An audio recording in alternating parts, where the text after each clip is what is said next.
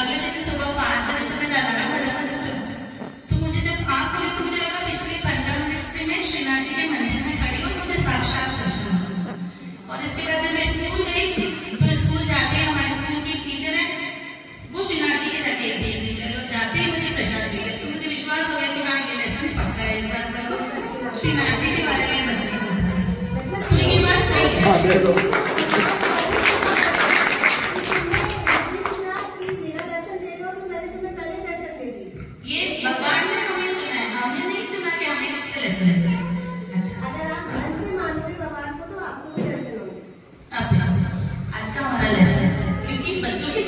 बहुत सारे तो इम्पोर्टेंट बातें आप सबने बता दी है, लेकिन फिर भी बच्चों की जिज्ञासा शांत करना बहुत जरूरी है। श्रीनाथ जी कौन है? अब सब इधर ध्यान देंगे, बात इधर देखो। श्रीनाथ जी कौन है? श्री और नाथ। श्री का मतलब कौन? माता लक्ष्मी जी, और नाथ का मतलब उनके पति है ना। तो हमने विष्णु भगवान के 8 अवतारों के बारे में पढ़ा था, तो उनमें से श्री 8वां अवतार कौन है? श्री कृष्ण। तो श्रीनाथ जी जो है ना वो श्री कृष्ण का अवतार है, और श्री कृष्ण क्योंकि विष्णु भगवान के अवतार है, और विष्णु भगवान किसके पति हैं? लक्ष्मी जी के, इसलिए इनका नाम श्रीनाथ जी मतलब लक्ष्मी जी के नाम के नाम से ये विख्यात है। अब देखो श्रीनाथ जी, जैसे हम कृष्ण भगवान के बारे में आपने बहुत कुछ जाना है अभी तक है, तो कृष्ण भगवान ने अपनी बहुत सारी लीलाएं की, उसके अकॉर्डिंग उनके बहुत सारे नाम बनते गए। जैसे उन्होंने माखन चुराया तो माखन चोर हो गए, है ना, और ग्वालों को पाला, गायों को पाला तो वो गोपाल हो गए। और क्या किया उन्होंने? एक बार युद्ध के मैदान से चले गए तो उनका नाम हो गया रणछोड़। और इसी तरह से जब उन्होंने अपनी बाकी नजर से राजा रानी जी को निहारा तो उनका नाम क्या हो गया? बाकी बिहारी। इसी तरह से भगवान को बहुत सारे नाम, जब उन्होंने गिरिराज पर्वत उठाया तो क्या नाम हुआ? गिरिराज की। तो ये उस समय की बात है जब भगवान श्री कृष्ण 7 वर्ष के थे, और उन्होंने गिरिराज पर्वत को अपनी बाएं हाथ की ये जो सबसे छोटी उंगली थी ना, चिट्ठी उंगली, इसके नाखून पर उठा लिया था। अब गिरिराज पर्वत पे एक बहुत बड़ा माउंटेन है, इतने बड़े पर्वत को हम उठा सकते हैं कैसे? इसकी स्टोरी पहले बताई गई, सबको पता है गिरिराज पर्वत को भगवान कृष्ण ने क्यों उठाया था। एक बार इंद्र का प्रकोप हो गया था, है, तो इंद्र के प्रकोप से बचने के लिए श्री कृष्ण ने गिरिराज पर्वत को अपनी उंगली पर उठा लिया और सारे गोकुल वासियों को बचाया। यहाँ तक की स्टोरी आप सबको पता है। अब तो फिर क्या हुआ? ये जो श्रीनाथ जी की मूर्ति है ना, ये भगवान कृष्ण के गिरिराज शरण के अवतार को दिखा दिया। जैसे कि आप लोग वहां मूर्ति में पड़ी थे, भगवान कृष्ण के हाथ की जो बाईं भुजा है ना वो ऊपर उठी हुई है, जैसे कि उन्होंने गिरिराज पर्वत को धारण कर रखा है। तो क्या हुआ था? आज से लगभग 500-600 साल पहले श्री कृष्ण जब गिरिराज धरण में अपनी मूर्ति अवतरित हुई ना धरती पे, तो वो कैसे हुई कि एक जो गिरिराज पर्वत है ना, जैसे माउंटेन की आप पीक्स पर तो ऐसे अलग अलग नाम से, वैसे जतिपुरा नाम का एक गांव है, एक जगह है जो कि गिरिराज पर्वत पे बनी हुई, गोवर्धन जी के पर्वत के ऊपर बनी हुई। वहां पे जो गायें चरने जाती थी वो जाती और गिरिराज पर्वत की एक जगह पर जाती और अपना गाय को ऑटोमेटिक दूध बहने लगता था। उस जगह पर जाती गाय अपना कुछ दूध वहां अर्पित करती और आ जाती।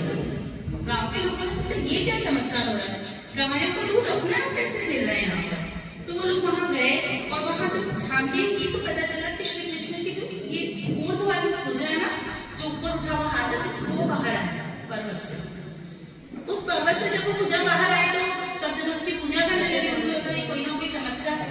उसके बाद वहां पे एक पुजारी जी थे, बहुत बड़े भगवान कृष्ण के भक्त वल्लभाचार्य, उनको स्वप्न में आके भगवान कृष्ण ने ये कहा कि मेरा गिरिराज धरण के रूप में इस धरती पे अवतरण हो चुका है, तुम जाओ और मेरी मूर्ति को निकालना। और एकादशी का दिन था, भगवान कृष्ण मार्गशीर्ष की एकादशी के दिन जब वल्लभाचार्य जी बहुत सारे लोगों को वहां गए ना लेकर, तो भगवान की मूर्ति अपने आप अवतरित हुई, कोई खोदना नहीं पड़ा बाहर। जो मूर्ति थी वो अपना फेस, अपने चरण सब कुछ लेके अपने आप अवतरित हुई। फिर उन पुजारी जी ने उन मूर्ति को मथुरा में ही बिठाया, मंदिर बनवाया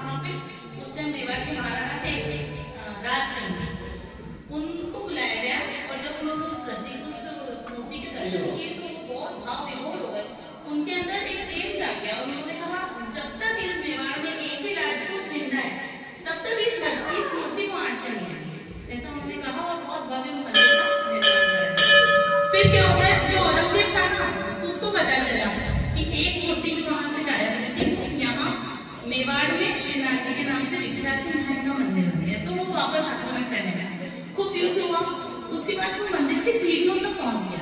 जैसे जैसे औरंगजेब मंदिर की एक एक सीढ़ी पर चढ़ता गया, वैसे वैसे उसकी आंखों की रोशनी कम होती गई, और जैसे वो लास्ट सीढ़ी पे चढ़ा तब तक तो वो अंधा हो गया। तो उसको लगा अरे यार ये क्या हो गया, अब मैं अगर अंधा हो जाऊंगा तो फिर क्या मतलब। तो उसने बहुत माफी मांगी भगवान से, वो उनके चरणों में गिरा, अपनी नाक रगड़ी, दाढ़ी होती ना फूलों की, उससे मंदिर की सफाई करने लगा। तो भगवान कृष्ण उसकी सेवा से प्रसन्न हुए, और जैसे ही वो मंदिर से नीचे उतरा, उसकी आंखों की रोशनी वापस आ गई। ये चमत्कार था उस टाइम पे। तो औरंगजेब ने जब जाके अपनी माँ को बताया कि ऐसा मेरे साथ हुआ कि मैं मंदिर के ऊपर चढ़ा, उस मूर्ति को तोड़ने मैंने लाखों मूर्तियां तोड़ दी, और इस मूर्ति को जब मैं तोड़ने के लिए ऊपर चढ़ा ना, तो मेरी आंखों की रोशनी चली गई, और जब मैं वापस उतरा उनसे माफी मांगी तो रोशनी आ गई। उनकी माँ भी बहुत ताज्जुब करने लगी कि इतना बड़ा चमत्कार हमने तो अपने जीवन में न देखा न सुना। तो उनकी माता को श्रीनाथ जी मंदिर के दर्शन करने आई, और वही तो हीरा आपने सुना यहाँ से लगाओ, एक बहुत सबसे दुनिया का सबसे कीमती हीरा, उसका एक टुकड़ा, वो एक हीरा, मतलब एक हीरा, वो उसकी औरंगजेब की माता मंदिर में पधरा के गई, भगवान को अर्पित करके गई कि आपने मेरे बेटे की आंखों की रोशनी वापस दी, और उनके प्रणाम करके। तो उस हीरे को पुजारी जी ने भगवान की दाढ़ी पे लगा दिया। आज भी अगर आप मंदिर जाते हैं तो श्री कृष्ण की दाढ़ी पे बहुत सुंदर हीरा दूर से चमकता है, वो एक कोहिनूर थी।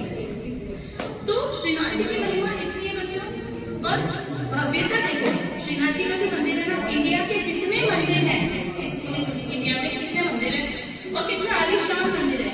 तो अगर अमीरी से हम देखें ना, तो श्रीनाथ जी का मंदिर सेकंड नंबर पे आता है। पहला आता है तिरुपति बालाजी जो आंध्र प्रदेश में, उसके बाद अगर सबसे ज्यादा पैसा, सबसे ज्यादा धन किसी मंदिर में है तो वो हमारे नाथद्वारा के श्रीनाथ जी मंदिर है। वहाँ पे सोने की चक्की है, चांदी की चक्की जिसमें भगवान के लिए अन्न पीसा जाता है, वो जो भोग लगता है ना, उसको पीस के मंदिर में पूरा सोने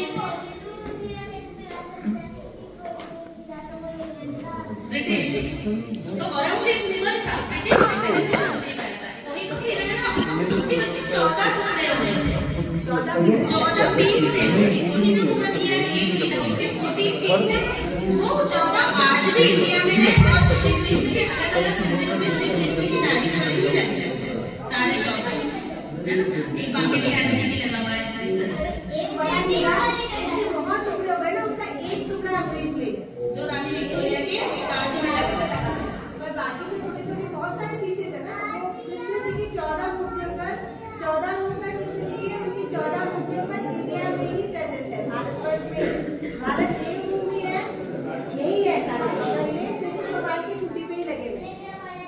ऐसा सुनो, श्री कृष्ण हमारे देश से ब्रिटिश रह गए थे, ये बच्चे बहुत अच्छे से पढ़ के, हाँ ये बात सही है, एक हीरे का टुकड़ा ब्रिटिश इंडिया से लेके थे चुरा कर, जो उन्होंने उनकी रानी ना विक्टोरिया उसके क्राउन में लगा रखा है। इसके अलावा बाकी के सारे हीरे इंडिया में हैं। सोने और चांदी की चक्की में भगवान का भोजन पीसा जाता है। वहाँ जो भगवान की पूजा होती है ना बच्चों, वो 7 वर्ष के भगवान, 7 वर्ष के बालक के रूप में होती है। जैसे 7 वर्ष का एक बच्चा होता है 7 साल का, उसकी जैसे केयर की जाती है ना, वैसे ही भगवान की वहाँ केयर की जाती है। और 8 समय के भगवान के दर्शन होते हैं।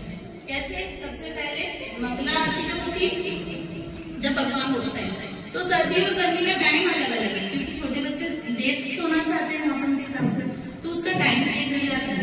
सेकेंड दर्शन भी होते हैं श्रृंगार के, तो ऐसा माना जाता है कि श्रृंगार के दर्शन जो है वो सबसे सुंदर होता है। आप लोग भी सुबह नहाकर तैयार होकर सबसे सुंदर लगता है ना, तो उस समय श्रीनाथ जी को बहुत सुंदर वस्त्र आभूषण कराए जाते हैं, वो बहुत सुंदर रूप में वहां पर दर्शन देते हैं श्रृंगार का। फिर तीसरे होते हैं दर्शन ग्वाल के। जब हम तैयार हो जाते हैं तो हम क्या कुछ न कुछ काम पे जाते हैं, खेलने जाते हैं, तो श्रीनाथ जी क्या करते थे? गोपाल थे, गाय चलाते थे, तो ग्वाल के रूप में दर्शन देते हैं, जो गायों को पालता है ना वो ग्वाल। फिर चौथे दर्शन श्रीनाथ जी के होते हैं राजभोग के, जब उनको 56 तरह के भोग धराए जाते हैं। ये सारा भोग उनके ही मंदिर में बनता है। जैसे हमारा घर है ना, तो हमारे घर में अलग अलग रूम होते हैं, ड्राइंग रूम, किचन, ये हमारा बेडरूम।